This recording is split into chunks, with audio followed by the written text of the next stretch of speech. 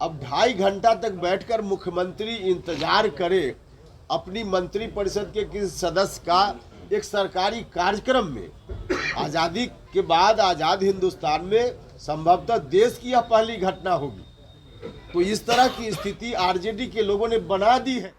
नमस्कार, आप देख रहे हैं न्यूज़ फॉर नेशन और मैं हूं सांत्वना आपके साथ। अरे, आज़ाद भारत में ऐसा पहली बार हुआ है जब किसी मंत्री का मुख्यमंत्री घंटों बैठकर इंतजार कर रहे हों।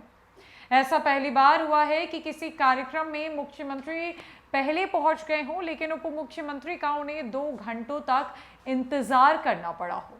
कुछ इसी तरह आरएलजेडी के राष्ट्रीय अध्यक्ष उपेंद्र कुशवाहा ने बिहार की महागठबंधन सरकार पर बड़ा कटाक्ष बोला है और मुख्यमंत्री नीतीश कुमार पर बड़ा हमला करते हुए कहा है, उफ मुख्यमंत्री जी, कुछ तो बचा लेते, कुछ तो रहने दीजिए, इतनी इज्जत अपनी क्यों गंवा रहे हैं।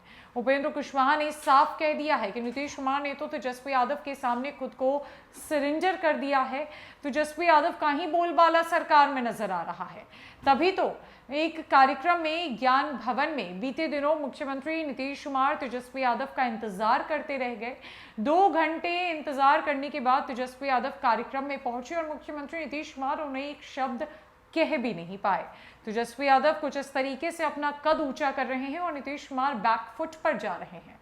उपेंद्र कुशवाहा ने किस तरीके से हमला बोला है नीतीश तेजस्वी के इस रिश्ते पर, महागठबंधन की सरकार पर और खासकर नीतीश कुमार के हालातों पर।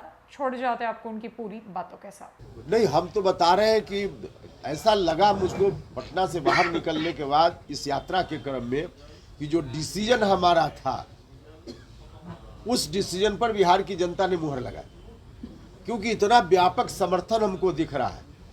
हाँ, पटना में बैठकर जो खबर साथियों से हमने ली थी, 2 दिन बैठ कर वहाँ मंथन किया था, उसमें हमारे साथी बता रहे थे कि बिहार के लोगों की भावना नीतीश कुमार जी के उस डिसीजन के खिलाफ है। वहाँ बैठकर हमने सुना था, लेकिन गांव में आने के बाद लगा कि साथियों ने जितनी जानकारी दी उससे ज़्यादा लोगों के मन में व्यग्रता थी।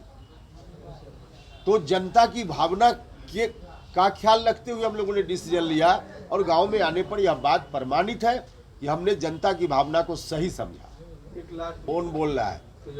अरे भैया तेजस्वी, आप उनके विधायक रोज क्या कह रहे हैं?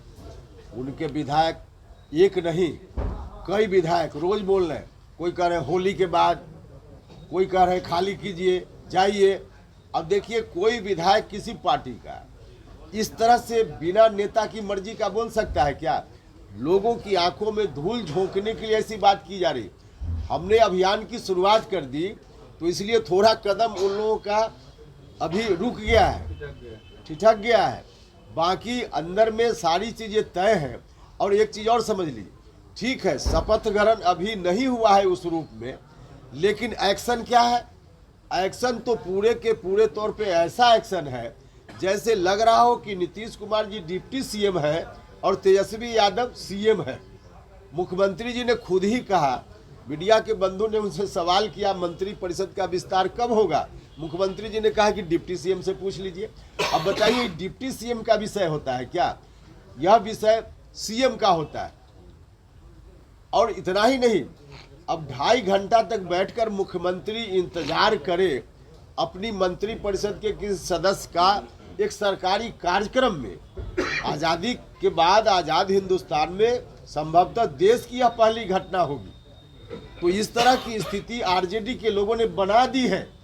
महज औपचारिकता बाकी है, बाकी तो सब हर तरह से आरजेडी के जिम्मे ही पूरा शासन चला गया है। ये तो साफ साफ दिख रहा है ना।